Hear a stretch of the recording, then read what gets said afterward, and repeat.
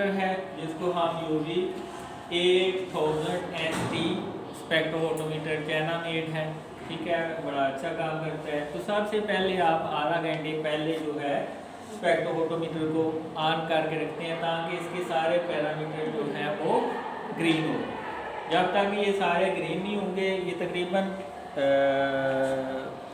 25 to 30 minutes लेता है, इसके सारा भी पैरामीटर जो है वो क्या हो जाए, फंक्शनल हो जाए। तो इसमें जो मोस्ट इम्पोर्टेंट पैरामीटर है वो वेवलेंथ कैलिब्रेशन का है कि किस वेवलेंथ के ऊपर आपका सैंपल मैक्सिमम ऑब्जर्प्शन शो कर रहा है। मसलन अगर आपका ग्लूकोज है तो वो DNS के साथ 540 नैनोमीटर के साथ मैक्सिमम ऑब्जर्प्शन देगा। अगर ब्रेडफोर्ड रीजेंट है वो आप प्रोटीन के लिए यूज़ करते हैं तो वो 595 नैनोमीटर के ऊपर मैक्सिमम ऑब्जर्प्शन देगा। तो ये कैलिब्रेशन करके आपको लैम्डा मैक्स भी बता देता है कि पर्टिकुलर सैंपल का वो लैम्डा मैक्स क्या है, ठीक है। तो जब ये सारे पैरामीटर ग्रीन हो जाएंगे तो फिर आपने इसको स्विच ऑन करना है। तो अगर आप इंटरनल पोर्शन की तरफ आ जाएं तो इसमें आपके पास दो कीवर्ड्स नज़र आ रही हैं, पड़ी हुई हैं। एक आपकी रेफरेंस के लिए होती है और दूसरी सैंपल के या स्टैंडर्ड के लिए होती है।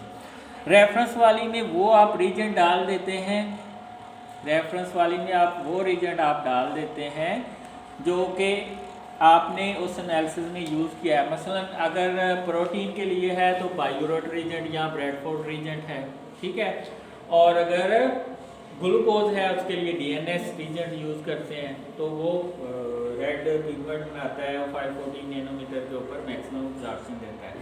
ये जो स्पेक्ट्रोफोटोमीटर है 8000 ST UV spectrophotometer Chinese made है और ये डबल बीम है, ठीक है। डबल बीम में ये है कि सिंगल बीम में आपको पहले रेफरेंस की रीडिंग लेनी पड़ती है, यानी कि रीजेंट की रीडिंग लेनी पड़ती है।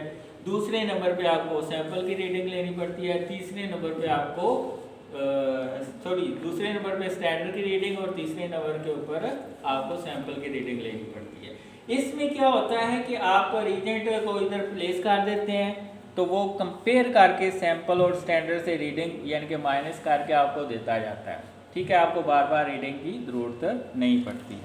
तो पहले आप इधर स्टैंडर्ड की रीडिंग लेंगे, एक पर्टिकुलर वेवलेंथ आपने सेट की है तो उसके ऊपर ये देखें 5 पैरामीटर ग्रीन हो गए हैं, 4 पैरामीटर रह गए हैं इसके।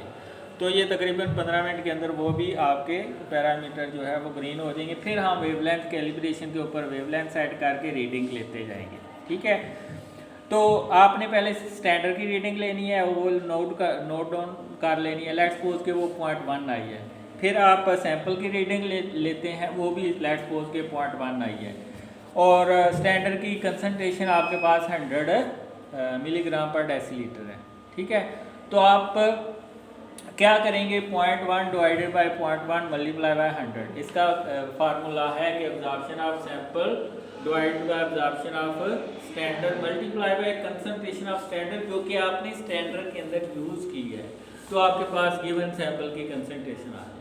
तो ये जो स्पेक्ट्रोफोटोमीटर है ये सैंपल की कंसंट्रेशन को मेजर करने के लिए यूज़ होता है।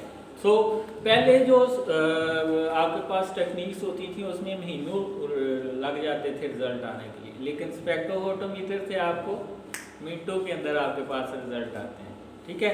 स्पेक्ट्रोफोटोमीटर से आपके पास मिनटों में रिजल्ट आते हैं। तो अभी हम परफॉर्म भी करेंगे ब्लड ग्लूकोज टेस्ट जब ये फुली फंक्शनल हो जाता है, दैट्स ऑल।